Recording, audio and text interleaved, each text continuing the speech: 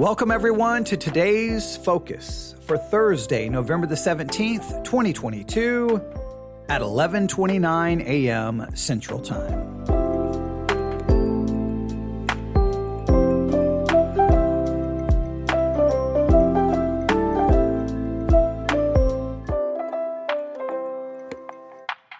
Today's focus, meditation and action. I didn't know what else to call this because Spurgeon refers to this as meditation is to the soul what oil is to the body of the wrestler. I was like, what do I call this meditation and wrestling? I almost wanted to go with that idea, but Spurgeon went with meditation is like oil that a wrestler will place on their body. And I was like, okay, Spurgeon, what are you trying to say? Because if you think of, say, modern day professional wrestling, I know some people don't like professional wrestling. It's storytelling. We can get into a whole discussion there. They may place the oil on their body for the purpose of how it makes the body look, to make their muscles stand out more, to make their physique stand out more. But obviously, that's not what Spurgeon has in mind when he's thinking of a wrestler putting oil on their body. So what does meditation have to do with that? So the only thing I could think of is meditation and action. So that's what we're going to focus on today. Now, if you've been with us, you know we have been talking and discussing the subject of meditation. We have been doing that on our series Bible Study Exercise, where we've been talking about meditation this week. And we've been doing that so here on the Today's Focus podcast series, we've been talking about meditation as well. Because I'm trying to get Christians to understand that we need knowledge, but we need meditation. Let me state it this way. We need study, which that's how we obtain knowledge. So we need study and we need meditation. You need both. They go hand in hand. Study is the obtaining of that knowledge, the observing of facts. It's gathering the facts. It's gathering the knowledge. Meditation is taking those facts, taking that knowledge, bringing it inside of you, having an internal conversation with that information, and by having that internal dialogue where you're contemplating it, you're giving it your attention, it leads to an emotional impact. And we've discussed that now over and over and over again. But what we've been doing is working on a sermon preached by Charles Haddon Spurgeon in the 1800s, and we've been going through this sermon. The name of the sermon is A Very Profitable Exercise by Charles Haddon Spurgeon, preached somewhere between 1834 and 1892, somewhere in that period of time. We have talked about how meditation furnishes the mind with rest. We've talked about how meditation is the machine in which the raw material of knowledge is converted to the best use. We've talked about that. And then today we come to meditation is to the soul what oil was to the body of the wrestlers. So we're just going through each point of this sermon. Remember, today's focus is supposed to be about 15 minutes long. I keep breaking that rule, but I'm trying to keep it as close to that as possible. So without any further delay, let's go to the sermon by Charles Haddon Spurgeon. Are you ready? Here we go. When those old athletes went out to wrestle, they always took care before they went to oil themselves well to make their joints supple, S-U-P-P-L-E, supple. Now that means capable of moving or bending freely. So the oil was to help their bodies be able to move and bend freely. It didn't have a use just to make them look better, but it was to do something to their body so that they could move, they could bend freely, they could be more, how could we say it? Better prepared, more capable, more ready to engage in the wrestling match. So let's read this again. When those old athletes went out to wrestle, they always took care before they went to oil themselves well to make their joints supple and fit for their task. The oil helped make them fit for their task. Now, meditation makes the soul capable of moving or bending freely, or makes the meditation makes the soul supple, the same word he used in regards to oil and the body of a wrestler. So in other words, it is meditation that makes the soul ready. It makes the soul fit for its task. Now, what does he mean by that? Well, let's continue. Meditation makes the soul supple. It makes it so that it can use things when they come into the mind. Now, that's interesting. Meditation is what gives us the ability to use things when they come into our mind. That's okay. All right. There's much I could say here, but let's continue. He goes on to say, again, quoting Spurgeon, who are the men that can go into a controversy and get the mastery? Who are the people who can walk into a controversy and they gain the mastery? They are capable of dealing with the controversy. Why? The man who meditates when they are alone. It's the man who meditates alone who can go into the controversy and gain mastery. In other words, meditation makes us ready, makes us fit. Who are the men that can preach? Not those who wander about aimlessly in search of pleasure. They're not the ones who can preach, according to Spurgeon. He goes on to say, the men, who are the men who can preach? Not those who wander around aimlessly, seeking for pleasure, and never commune with their own hearts alone, but those who think earnestly, as well when no one is near, then as when there is a crowd about them. The one who's ready to preach is the one who spends much time alone in meditation, thinking, contemplating, having that internal conversation, that internal dialogue. Now, I would say the one who can preach is the one who studies, but the study doesn't just produce knowledge, because they take that knowledge and then in meditation have the internal dialogue so they actually feel it. And once you feel it, you know it, you feel it, then you're ready to preach it. Some are great with the knowledge in their preaching, but it doesn't seem like they feel anything. It's just like they're reciting facts. And some have such great passion, but then they get all the facts wrong. You have to have both. And I've been trying to establish that in all of the study, all the teaching that we've been doing on this week. They go on to say, or when I say that, he goes on to say, who are the authors that writes your books and keeps up the constant supply of literature? They are meditative men. They keep their bones supple and their limbs fit for exercise by continually bathing themselves in the oil of meditation. How important, therefore, is meditation as a mental exercise to have our minds in constant readiness for any service. According to Spurgeon, the way to be ready spiritually for anything is meditate. The lack of meditation, you are not ready. Your body is not ready. You're not ready spiritually.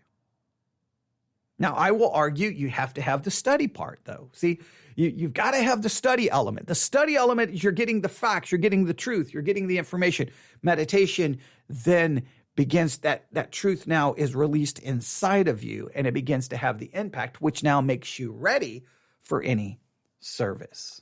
Now, Spurgeon goes on to say, I have thus pointed out to you that meditation is useful to every man. A meditation is good for the mind, even upon worldly topics and natural sciences. Much more it is useful when we come to a spiritual learning. The best and most saintly of men have been men of meditation. Isaac went out into the fields at eventide to meditate, Genesis 24:63. David says, I will meditate in thy statutes, Psalm 119:48. Paul, who himself meditated continually on all that related to the gospel, writing to Timothy concerning the important things needful in a good minister of Jesus Christ, says, meditate upon these things. Give thyself wholly to them, that thy profit many, that thy profiting may appear to all. 1 Timothy 4:15. To the Christian, meditation is most essential. I should almost question the being of a Christian, and I should positively deny his well-being who lived habitually without meditation. Meditation and prayer are twin sisters, and both appear to me equally necessary to the Christian life. I think meditation must exist where there is prayer, and prayer is sure to exist where there is meditation. My brethren, there is nothing more lacking to make Christians grow in grace nowadays than meditation. Most of you are painfully negligent in this matter. How often do you, through lack of meditation, miss the entire purpose for which the sermon was designed? Unless you meditate upon the truths we declare unto you, you will gather little sweetness, you will acquire little profit, and certainly you will be no wise established therein to your edification. Can you get the honey from the comb until you press it? You may be refreshed while you listen to the sermon, but it is the meditation afterwards that extracts the honey and gets the best and most benefit from it. Wow. Now, there's a lot here. Meditation makes us ready. Maybe the reason Christians are not ready to deal with so many issues is because of a lack of meditation. We could talk about it. How ready are you to face any situation because of serious time and contemplation and meditation and thinking and having that internal conversation and dialogue with truth? But here, I'm really going to come back to this one more time because I've tried to make this a point, and I'm just going to use the last couple of minutes here to really drive this point home. I'm going to have to beat the pulpit, pound the pulpit, even though this is a table. I'm going to use it as a pulpit. Okay, I'm going to really just. I want you to really think about this. I really want you to meditate on this. Think of all the churches in the United States of America. Think of all the Christian radio stations. Think of all the Christian podcasts. The Edify Christian podcast app, they brag that they have like over 2 million Christian podcasts, right? It's insane how many. Look at how many sermons are on Sermons 2.0 app. Look at how many sermons are preached every week in the United States of America, all across this country. Think of all the people who pull up in those parking lots, walk into those nice big buildings where so much money has been spent, those nice chairs or pews or whatever. And someone stands there holding the word of God and they preach and they preach and they preach. Thousands and think of all the millions and millions of words that are used every year into proclaiming the truth of God to Christians all around the United States of America. And then you look and it seems that there seems to be so little impact on that preaching and teaching. Christians are biblically illiterate, theologically illiterate. So then we can call into question the quality of the preaching. And maybe we could. Look at the lives of many Christians. There seems to be very little spiritual growth, and we seem to be spiritually defeated. And there seems to be so many issues in the lives of so many believers. Now, I understand part of the problem is because we're sinners and we're always going to fall short. I understand that. But I just wonder if any of those sermons, any of that preaching, any of that teaching, does it ever get past just knowledge in the head and actually gets into the person so that it can have some impact through the process of meditation? I don't think people meditate on anything. People don't think deeply about anything. I've told you so many times how frustrating I get if I go to a movie with someone and as soon as the movie's over, I'm ready to analyze it, talk about it, tear it apart, break it down. I want to discuss the meaning, this. And sometimes the best I can get, yeah, it was good. Yeah, it was okay. Yeah, I like that part. That was funny. Like the most basic observations. Like, it's like, okay, never mind. Just never mind. Just can you just stop the car and let me out? Because I'm just going to walk by myself and talk to me, myself, and I about the movie. Because we can at least have a meaningful conversation about the meaning and the message and the purpose and the idea. And other people's like, I don't care about any of that. Well, that's the problem. You don't care to think about anything. And if you don't even care to, if you don't think about anything, then what makes you think when it comes time to meditate on the things of God, you will? I'm always blown away by that. People are like, oh, well, it was a good movie. I mean, like they can't, it's like it seems impossible for them to get beyond the surface level to anything. There's more behind the surface. Think about it this way. Almost everything, it's like all you see is like the very tip of things. The real good stuff is below the surface. That's where you really benefit. That's where you really enjoy it. To really take a movie apart and understand its purpose and its meaning and its message and why they did this and why that camera angle was this way and why they used that lighting and this and did you see that shot and all the discussions about, that's where the real enjoyment and passion comes from. But I think too many Christians, we sit in the pew, we gather facts, we write the facts down in our notebooks, and that's the end of it. And then there's no meditation, so we don't get the sweetness. We don't get the wine, using an illustration that Spurgeon used earlier in that sermon. And we didn't even finish the sermon there, obviously, because we're already over time. But for this podcast series, we will talk more about the sermon probably in the Bible study exercise. But I just feel like I'm not saying that fixes every problem. Okay. I'm not saying, oh, ladies and gentlemen, I've discovered the problem and we can fix it. But I just think that there's such a surface level way of thinking in the minds of so many people. They don't want to think deeply. They don't meditate on anything. It's just a casual observation, and their conversations are very just surface level. And then when you get to Christians, ask Christians about the sermon. I mean, it was good. That maybe they'll remember a point. Maybe. But I'm like, I don't need you to recite the points. I need you to tell me, so come on, what did you think about it? What did you feel about it? Give me something.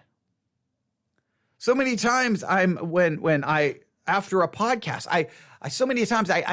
I create my podcast, or at least in theory, I design my podcast to try to spark conversation, to discussion, so that we can talk about something meaningful. And so many times it just feels like it falls flat because I'm trying to get people, I want you to think about it, meditate on it, struggle with it, deal with the complexities of the question, deal with the complexities of the problem, drink from it. I'll end with this. When I was, I grew up in Buffalo Gap, Texas. I know you don't care, but it's a little small town. It's about 289 people. A lot of history there, especially with Native Americans, and Buffalo Gap's really kind of like it's in between these. They're not mountains. I mean, it's West Texas. These large, very, very, very large hills, and on top of some of them are basically buffalo. That's why it's called Buffalo Gap. And in many cases, the Indians or the Native Americans, but they would run the buffalo off the top of those hills so they'd be killed, and then they would go in and take the bodies and use all of the parts of the buffalo for the different things that they needed it for. One of the reasons it's kind of called Buffalo Gap, right? And so I loved growing up there. There were certain things about it, but I just loved the whole area, Buffalo Gap, and just there were certain things about it I loved. I'm very grateful that I got to experience a lot of that. But right across the street from our house was this old house. I don't know if it was like from the 1800s. I don't know. It had just been there forever. It should have been turned into some kind of a historical marker.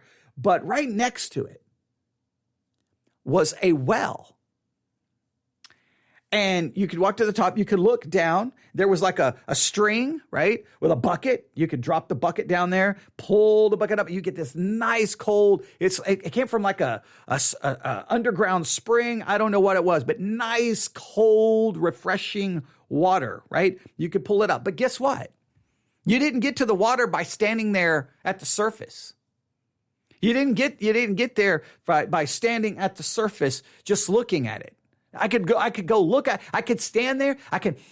Maybe try to smell. I could try to feel the coolness coming up from the well. No, I had to drop the bucket down. Had to drop and bring the bucket up. And then I could taste the nice, cool, refreshing spring water there in West Texas.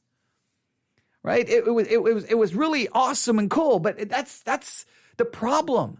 So many Christians, we stand at the surface and we know all the points and we know all this and we know all of that, but we won't dip the bucket down into the well. That's required meditation. So we really get to the deeper part, not the surface.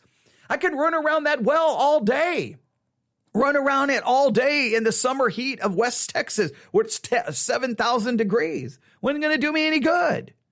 I had to dip the bucket, drop the bucket down, bring it up. Then I could drink. So many Christians are just sitting in a sense that they go to church and they sit right next to the well, right? They sit next to the well and they hear about all the stuff at the bottom of the well and they can recite, the well is this many feet. It has this water. The origin of this water is this, the water is this temperature and and they got it all written down in their notebooks. But they never drink of it. Does that illustration work?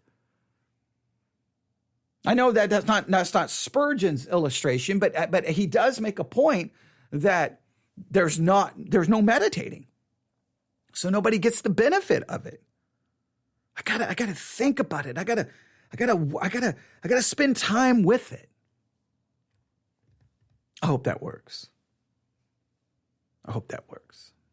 But Buffalo Gap.